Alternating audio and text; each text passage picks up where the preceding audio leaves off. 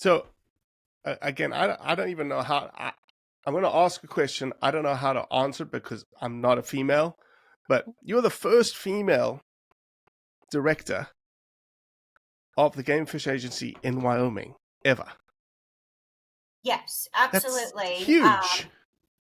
That's Yeah, massive. I have never looked at it that way.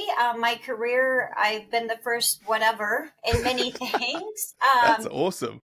But one thing that dawned on me when everybody started calling me the first female was the fact that it does mean something to some people, which is other females in the industry. I've had an incredible career working with hundreds and hundreds of male counterparts who have always been so respectful. So I guess I don't even look at it as something special or different. But when other females are telling me it's needed and they need to see a female at the top, so to speak, I'm pretty honored then with that comment and have grown to appreciate it. Well, you should be. You should be honored. It's a massive kudos. It's a massive feather in your cap. There is not many of you. I have interviewed most of them. One of my favorite. She actually just left. What was her name? The Louisiana lady. She just went to ICE. She's gonna kill me listening to this podcast. She's like, you don't remember my name. But Judy Camuso up in Maine. Judy's amazing. Comes from a non-hunting background. I think she was a vegetarian at one point, and now is the director of the Fish and Game Agency in Maine. She's such a cool lady, and yeah, I think whether it's embarrassing or not, or whether you want to be humble about it. Obviously, you want to have some humility around it. But there are girls out there that are like, "Hey, she's in that position. I can be in that position too." Yeah, definitely. One thing that sticks in my head is, probably 20 years ago, earlier in my career, I was going through a drive-through, getting a drink or something, and the person helping me was a female, and she paused and she went, "Oh my gosh," because I'm in my state truck and in uniform, and she's like, "You're the first ever female I've ever seen," So again, those things do matter. People need to see themselves in a position that they may want to be in one day. And so if I can offer that, is something that I'm privileged to do. Yeah, yeah. So you're the director of game fish in Wyoming right now, but you haven't. Are you born in Wyoming? Because you it seems like you spent like 20 years in Iowa, right? Yeah. So born and raised on a farm in Iowa, Okay. and worked for the Iowa DNR there. Always For wanted to be like in that realm. Like when you were raised, you were like, man, I'm gonna work for the state in DNR. I think as you come up through your career, early on when I was in college, I knew I wanted to do something outside and something with wildlife. And then as I tried different things, I think one of my first jobs was at a state park. Absolutely loved it. It was my local state park. Checked a lot of campers, cleaned out a lot of charcoal fire pits, drove tractor, did lots of mowing, and thought it was a great summer, but that's not where I fit. That's not where I see myself working. And so I then worked for nonprofit, the Nature Conservancy, spent the entire summer in a tent, working Ooh, on ecosystems and restoring ecosystems in in Iowa. Iowa. Yep. Yeah. So incredible. That's what I tell people. Just jump in and try something. You'll figure out what you're good at and what you want to do. When I really got into the policy world, some in Iowa, and then when I came to Wyoming, I never would have guessed that would be my focus, is really working on policy.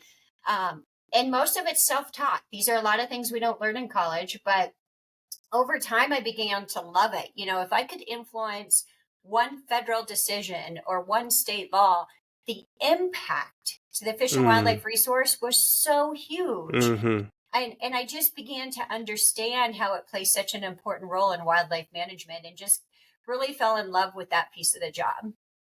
It's so funny you say that. I was a professor in the wildlife fisheries department at Mississippi State University for 6 years. I thought what I did was amazing. I thought, I was I'm a wetland ecologist. I'm a swamp ecologist by training, then diversified into more of a restoration ecologist world. Lived in my drainage ditch space, my wetland space, my agricultural space, had no acumen, because nobody teaches you this. To your point, no acumen around policy, no acumen around regulations, no acumen about just simple politics of relationships between organizations, and what you do affects this, and this, and why. If you had thought about it a little differently, you should have done it this way. Until I got hired, I left. I was loaned out from Mississippi State as a professor to be the first chief scientist of the BP oil spill that happened. And so all of a sudden, I went from being the small assistant professor to being the chief scientist of a council, and my bosses were the designees of the 5 governors of the 5 Gulf states. Oh, okay. And the designees of 6 federal agencies. And I was like, very quickly, I was like, oh, this is how the world works. Yeah. This is how decision making works. This is how policy gets put in place and put into motion, and what it means. I just wish that, I don't know, how do you build you need to build like a practicum course for graduate students to say, okay, you've learned a lot, you know a little bit about a little bit with your PhD, but let's introduce you to the real world for a second. Yes. Yeah, you really hit home on it. That's exactly right. Definitely wildlife management. We talk all the time. It's really about people management. Working with policy. A lot of people want to talk about it's politics interfering with wildlife management. That's one thing that kind of gets under my skin, because I said, we want that. We want that because politics is people, and that means people care. And so, this is an important interaction, and the fantasy of working out on the landscape and capturing and coloring mule deer every day to understand their movements, and then just being able to sit and analyze and work on the data and nothing else. Okay. That, that world doesn't exist. But more importantly is, even those folks find themselves wanting to apply it. How do we apply this? And now how do we protect what we have and ensure it lasts, into the future? And that's when people come into play, politics, policy, but we want it to, because we don't manage that mule deer for mule deer. We manage it for us, for the people. And so it's a good thing. I challenge my staff all the time when they say we should just refer to the biological data. Absolutely. We should start there. We always should start there. It's the foundation of who we are. But what the people want is data too. And it's just as valuable, and it needs to come into the conversation, and we can't be afraid of it. And we can't say it's politics. It's so bad that it influenced our management. It's like, well, no, we want it to. That's the people talking about what they want. So it's tricky. I don't know how you get people prepared for it, except just throw them right into the mix of it. Yeah.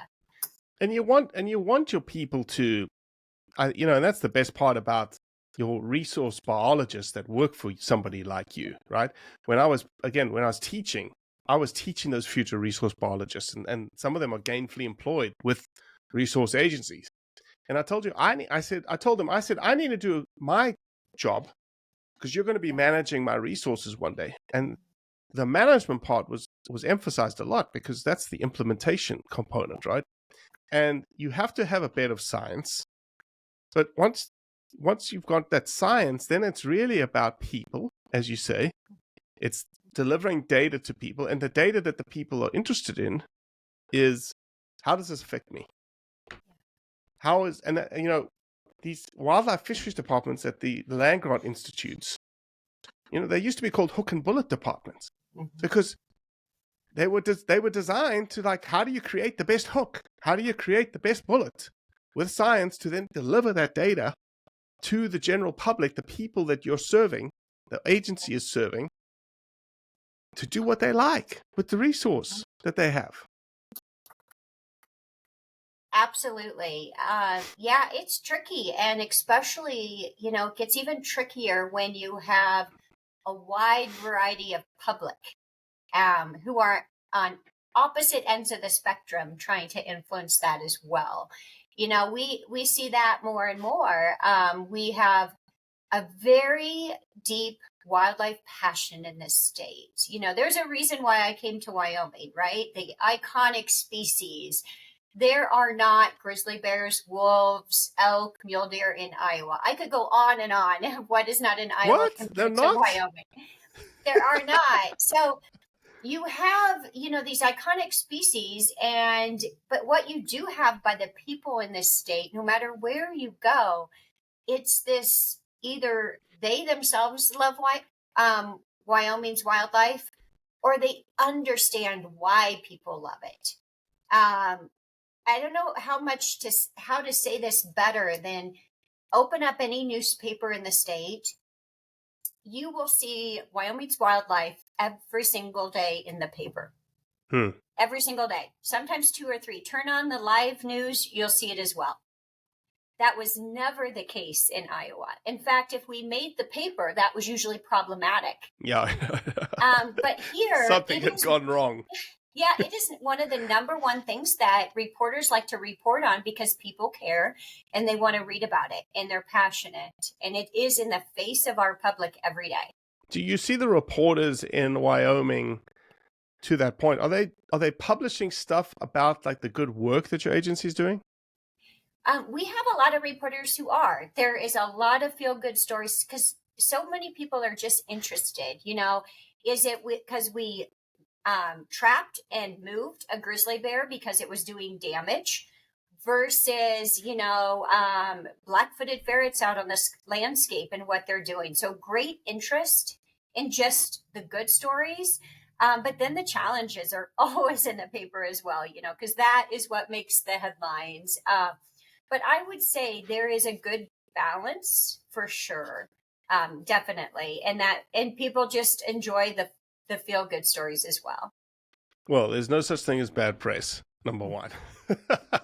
But one of the things that we find, one of the things that we do from a Blood Origins perspective is state agencies are I guess it's not like inherent in their DNA to pat themselves on the back. I think that state agencies do phenomenal work. They do phenomenal work with PR dollars. They do phenomenal work on non-game species. And the reason why an agency sometimes takes heat for going, oh, you guys just cater to hunters. That's all you guys do. It's just hunters and fishers. Is because I don't think, again, it's probably not inherent to the DNA of the agency to go, no, whoa. Have you seen all this work that we've done? Have you seen the black-footed ferret work we've done? Have you seen the songbird work that we've done? Have you seen the endangered snake? I don't know if you have endangered snakes in Wyoming, but endangered snake work that we do in Wyoming? And they were like, oh, no, we haven't. Well, typically it's because we're not very good the state agencies typically aren't very good storytellers or self-promoting, hey, look at good job we've done. You're exactly right. Probably just service employees in general, state and government employees. I think that is just a widespread thing. Telling our story, yes, we work very hard at it and we could always do better. I think it's really important about how we tell our story, though. As you know, don't you have a background of external affairs? I do. Okay. And I started my career with a county being a naturalist, doing environmental education. I still go back to that time. I only did it for a year right out of college. But the thing it taught me is know your audience and know what you want to achieve through the conversation. So before I do any presentation, go into anything, what do I want this audience to take away? And then how can I get them to understand the information? As scientists, as biologists, you know better than anybody, often talk in a way that the general public does not understand, or we intimidate people because we're very scientific. And we have a hard time talking in a way that folks understand. You'll even see this sometimes in our press releases and so forth. I can't give you a better example than I was on a vacation with my sisters, and I used the word riparian. We're on a hike, and I said, "Oh, that riparian area." And they made fun of me for the next 10 minutes, Well, what are sisters for, right? Or I friends know, for? Like exactly. They're like, "Why are you using that term?" And, that to me was a pretty common term, instead of saying, "Well, that water area down there, see that stream and the land around it?" But that's what we need to do better as a scientist. Our goal should not be to impress, not to sound smart, but to achieve what we want to achieve, which is usually to educate and inform the public. an And uninformed public. an uninformed public. And if that means talking in a way that is out of our norm, different than what we talk to our coworkers, we should. Yeah, look, you're nailing it on the head. It's what I do every single day. And I have lots of people who are like, I don't appreciate your approach. I don't like it. I'm not going to do it. I'm not going to apologize for what we are. And I was like, I'm not apologizing either. But I'm in essentially the marketing space. I'm in the marketing space for the hunting narrative and how it impacts, benefits in people, wildlife, and communities. That's what I'm in. And I'm trying to communicate that to non-hunters. Yes. So if I decide to use the word harvest and not kill, doesn't mean I'm a snowflake, doesn't mean that I'm whatever. It just means that I'm tailoring what I say to the audience that's about to receive it. It's not built for you. The person that's arguing with me, like, you're not supposed to use that word, it wasn't built for you. No. I'm not talking to you. I'm talking to over here. And if these people, we want them to hear us, we have to change. And it's okay to change. Marketing 101. You market to the audience that you're going to say things, build things, show things to the audience that you really want. Yeah, you just nailed it. I love everything you said, because we do that, right? You see that every day. And, I can think of situation after situation where we'll be at a meeting, and in Wyoming, we bring stakeholders around the table all the time. But if we stay in our clusters and just talk about our hunting stories with our favorite person beside us and not engage others and tell them in a different way what we experienced, we're not doing our job, because we're our own worst enemy. Looking down the road in 10 years and 20 years, that conversation is not going to get easier. We know it's only getting harder. Wyoming is an exception to that. I think we have it really good here. People in the majority just really accept hunting, even if they are not for it, and don't which is what we want, right? It's what we want at the end of the day. It doesn't matter. It totally is. Yep. Yeah, we want the support and the understanding. We don't have to make everyone a hunter. Nor should we, right? Because we don't have a resource that's abundant enough for everybody to be a hunter. And again, if you look back in time at hunter-gatherer tribes, not everybody was a hunter. And friends, you talk about your friends teasing you. I have been teased. And I apologize, I don't know the answer to this question. Are there black bears in Wyoming? And can you hunt black bears in Wyoming? Yes. Okay, I should have known that. But I have been accused of being a berry picker when it comes to bear hunting, because I've yet to harvest a bear. I have hunted bears for almost 80 hours in a tree stand, and I've yet to kill a bear. And so they were like, Robbie, there's just certain people in this world that are hunters, and there's certain people in this world that are gatherers, i.e. berry pickers, and you happen to be one of them when it comes to bear hunting. And so, a funny story, but to the point, like, not everybody in the tribe was a hunter. There was a very few select people that were hunters. It'd be interesting to know, like, how many percentage-wise of the community were hunters, and how that marries up with today's society of, at a maximum, we're probably 9, 10, 11, 12%. We're 4% today. So. Yeah, definitely. Very valid point. So, Angi, one of the things that you've done, and maybe tied into sort of all the things that we've talked about, rhetoric, narrative, policy, politics, science on the ground, you were very involved in the Wyoming Wildlife and Roadways initiative. What was that whole initiative around?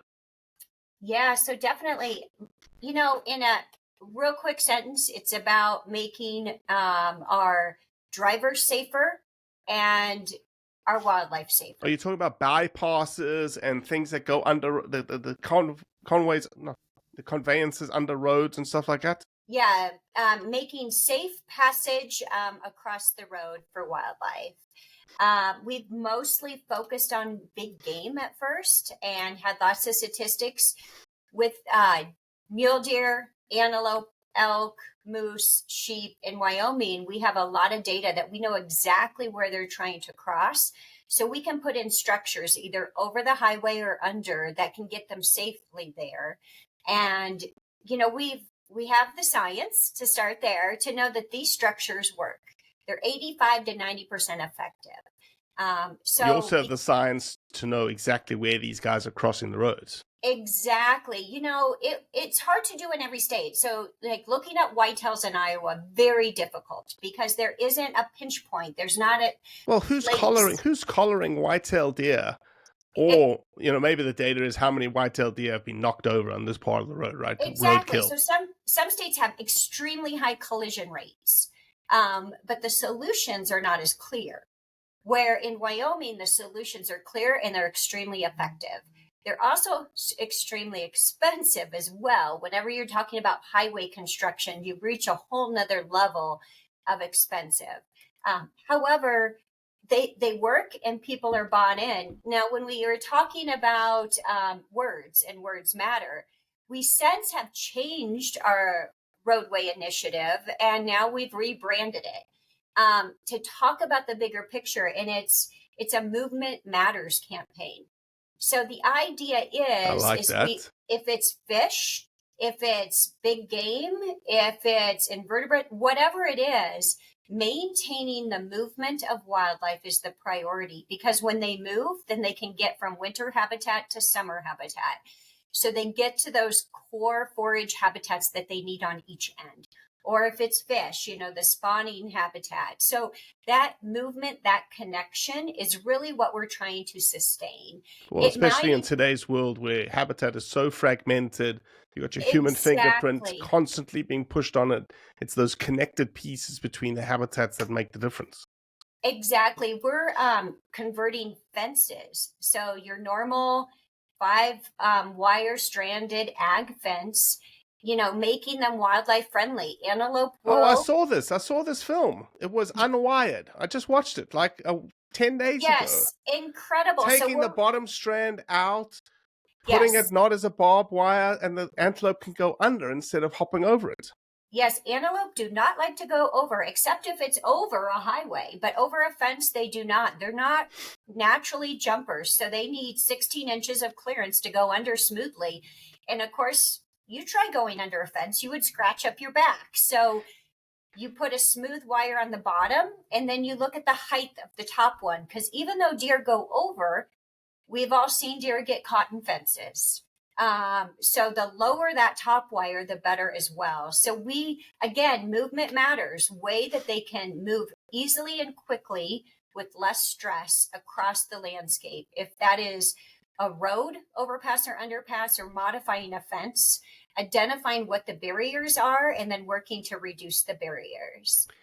It was like, again, with all the things that we've been talking about, I remember watching, again, I watched it maybe 10 days ago, and I would suggest everybody listening to this go and watch Unwired. Yeah. It's about pronghorn in the red desert of Wyoming. And the number one, I'm a scientist, so data, I love data. But in the movie, it has this data that shows all the collared antelope and you immediately start seeing these fences, these boundaries, right? Mm-hmm. And so then they went to this one farmer, and the one farmer was like, again, to your point, like, your people in Wyoming love the resource. It's in your newspapers every single day. And it was approached to him. Obviously, he got shown the map to say, hey, you didn't like that winter kill, right? It didn't look good. It doesn't smell good. Nope. He's like, but I hate to tell you this, but your fence is the problem. And I think him just being a wildlife lover, obviously, he lives on the farm. He does what he does. He probably loves to hunt. He's like, damn, okay, I need to do something. That was cool. Like, to see the data, it's like, all right, this fence, it's this fence right here. It's this one. Yeah, that was an incredible way to tell a story, and there's nothing more convincing than to see those antelope bunched up at a pinch point, right? Can't getting over the fence. And then you take those other stressors that they feel out on the landscape, which was the worst winter we've had probably in recorded history, 22, 23, where movement and getting to any available forage that was not covered with snow was so essential. And having those animals out there with the collars on so we could show how impactful the fences were. We all know it. We've all sort of seen it. But boy, did that paint just a clear picture for folks. And then obviously showed the need. Because of that, we have been able to fundraise over $1 million for that project. That's so cool. We put extra people on the ground. We have so much interest. We can't do it fast enough. The landowners we have a list of landowners waiting. And, this is something we've been working on for years, but the momentum is there. It's building the interest. And it's super exciting because, again, it's something that we can control. So much in wildlife management world, we cannot control. But when you have wildlife crossing projects over highways, when you have these fence issues, it is something that we know is influence. We can change it, we can work on it, and we have immediate return. So it's extremely exciting. The overpasses of highways are interesting, because they almost blend into the landscape. They look pretty cool. They've got rocks and they've got sometimes grass and trees and stuff on it. But as you said, they're super expensive. How does Wyoming, where does the money come from to do those kinds of things? It takes a village. We've come from all sorts of things. So our commission, our Game and Fish Commission, has stepped up and helped fund them, usually giving anywhere from $500,000 to a couple million for each project. Where's that money coming out of? Is that coming out of PR dollars? Is that coming out of PR and hunter dollars? Okay. Absolutely. And then we've been very fortunate to have several things in here. We have a donation box. When you buy a hunting license, you can donate. Doesn't bring in a lot, but every little bit helps. I think we were the first and only state that has a conservation plate. So a special license plate that you can buy where the funds go in to a pot for wildlife crossings. So a lot of small things, but those things do more almost for education and awareness of the project. But we've had lots of funders step up. So our number one project we're working on right now is about a $28 million project. And so far we're almost... 28 mil. Yes. Oh yes, my for gosh. one stretch. But we've had... What does that mean? Like what encompasses in that one stretch? So that one stretch is going to be an overpass and then several underpasses for mule deer, but then also bighorn sheep as well.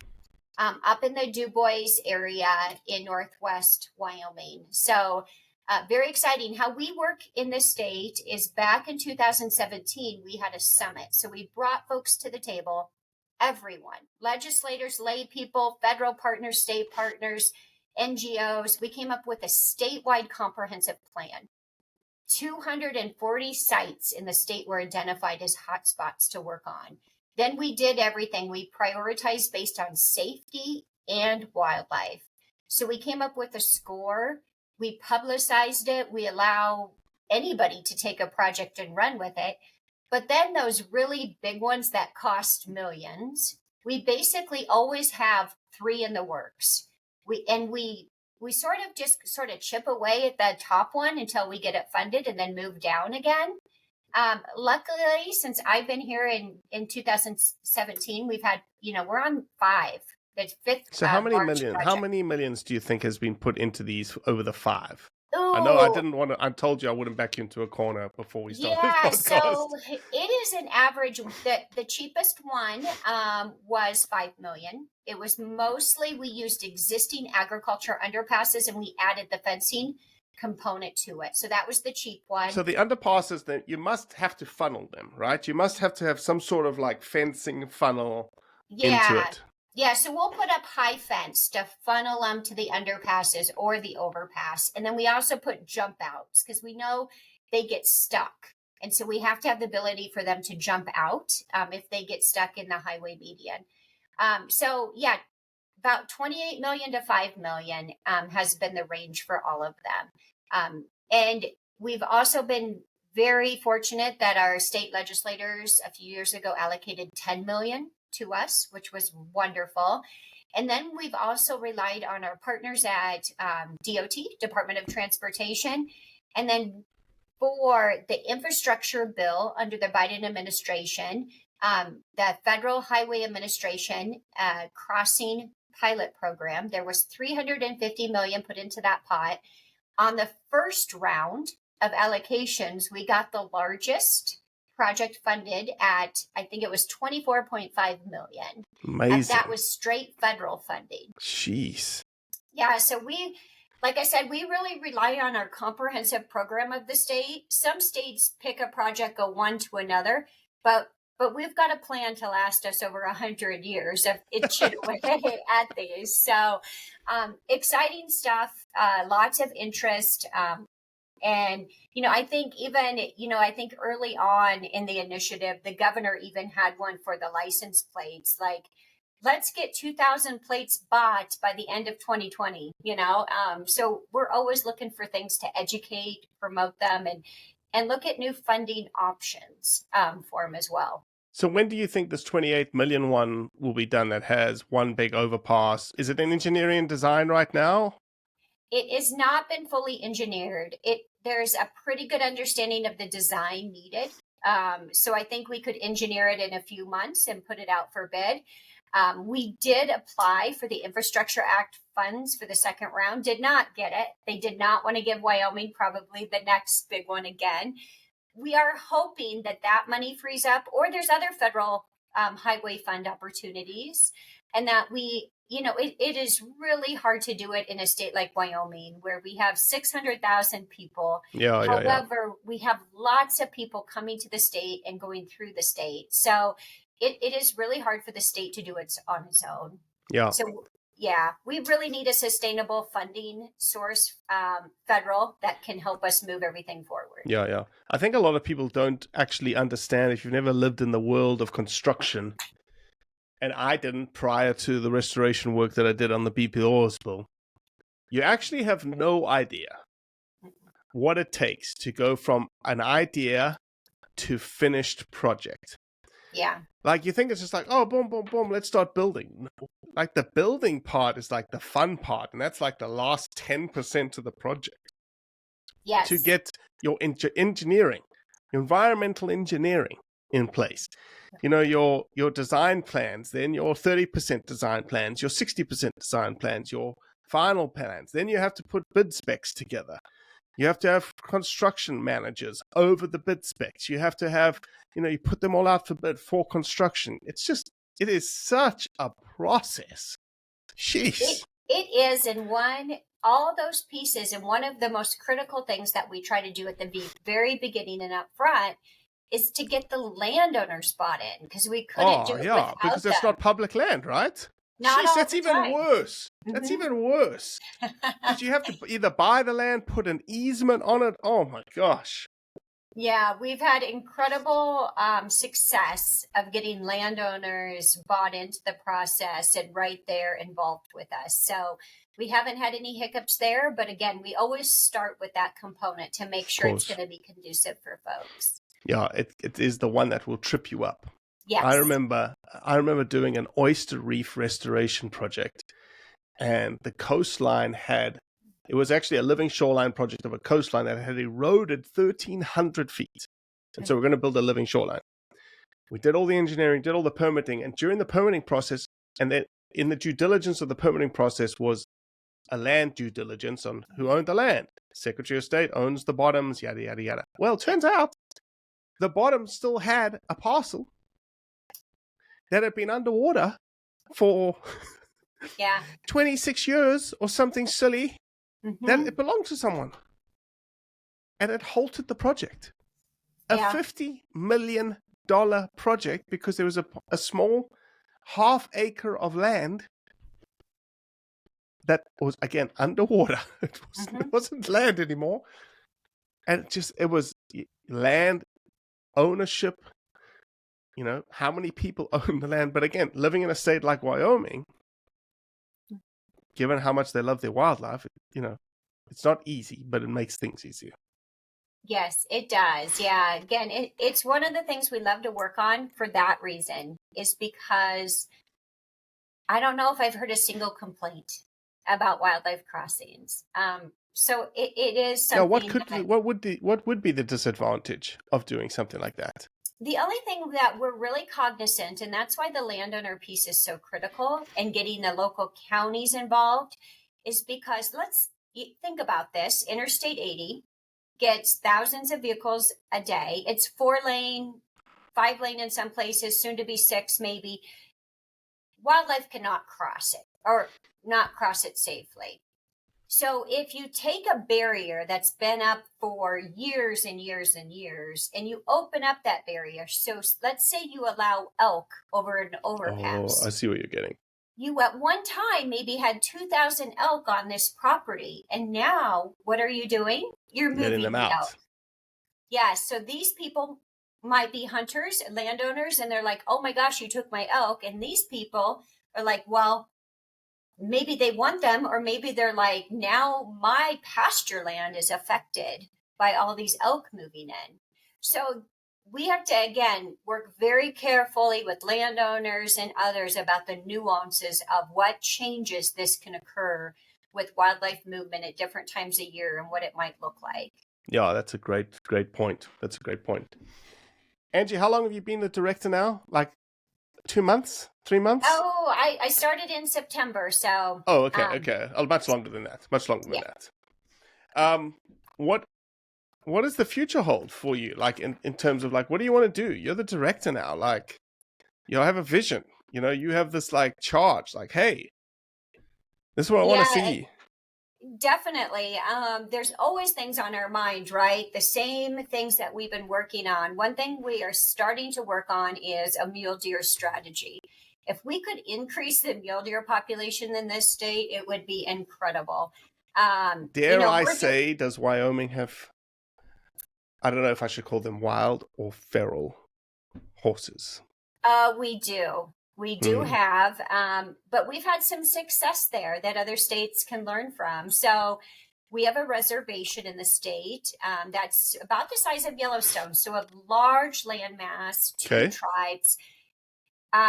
Last year, I think they removed 5,000 horses. Okay. They got money from our state general fund. We also assisted. We let them house the horses on our property before they were removed and trucked out of the area. I think they were taken to Mexico to some processing there. Yep. But really set an example of what could be. They're a sovereign nation, so they did not have to work through the BLM in order to do a horse roundup. So yes, wild horses on the landscape are a problem. Have you seen, when did that happen? Last year? 2 years ago? Yes, about a year and a half, 2 years ago. It took a few years to get going. Have they seen any response of their mule deer? Absolutely. I am not surprised. The tribes members give such a wonderful presentation and show the before and after effects on the forage. Wow. And to listen to them, I was just at the Native American Wildlife Society meeting that was hosted in Wyoming, in Riverton. And they really talked about it. They talked about before and after and what they saw on the landscape and how the big game moved back in. So incredibly powerful. it comes back to making that habitat the most resilient as possible, because that's what we can control. We'd like to say that we control wildlife diseases. We don't. That is a tough one. We also don't control a lot of the stresses on them, such as weather, development, human activity as much. But you can't do that. Like that's not the agency's job. The agency's job is things that you can control. Exactly. So we're focused on habitat resilience. How do we make that habitat the most productive? So when we have extremely bad winters, it gives the mule deer and other species the best chance of survival. That's what we can control. And that's what we put a lot of emphasis in, as well as understanding the wildlife, right? Movements, collaring, what habitats they're using when. But this vision for a mule deer strategy in Wyoming is bigger than game and fish. It is about all those stresses and then what could help address them. It's sort of like how we work with industry in this state. We're very much incorporated into development, whether it be energy development, oil and gas, wind, solar, hydrogen. We work with proponents early on in the process to build in a way that keeps wildlife sustainable in the state. A lot of folks think, energy dominance. Oh no, this is going to be a negative for wildlife. And it can be. And there's evidence where it can be. However, our approach in Wyoming isn't to say no. Our approach is let's do it the right way. And so we work very closely to do that in this state. And we, like I said, we still have healthy population of wildlife. So we're doing something right. Yeah, I love that. Let's do it the right way. I think I'm going to title your podcast that. I love that. I love that horse thing. We're about to go into Arizona and start a wild horse documentary on the impacts of wild horses. And before we wrap this up, I do want to say, if there's anything we can do, Blood Origins can do, I can do, to pat you on the back more. We're very good at what we do. Yeah. And we'd love to shine a spotlight on what you guys do more if we can. Yeah, I'm a big fan of Wyoming. It's funny, I have my only connection to Wyoming was a couple of extension. I wonder if Casey is still at the University of Wyoming. He was an extension professor. He was like a dean of the extension professing. And we got on like a house on fire through a leadership course. And he was my only like true Wyoming guy that I knew. And then I had 7 antelope points in Wyoming that I strategically created to go in with my 7 points of Montana. I was going to do this epic road trip on antelope hunting. And something happened with my consulting company that did not allow me to go. And I lost literally 14 points down the drain. But man, thank you, Angie. I appreciate your time. I apologize for us, not getting together earlier, and schedules are just what they are. But yeah, congratulations. You're the first female director of the Wyoming Game and Fish. You should be proud of yourself.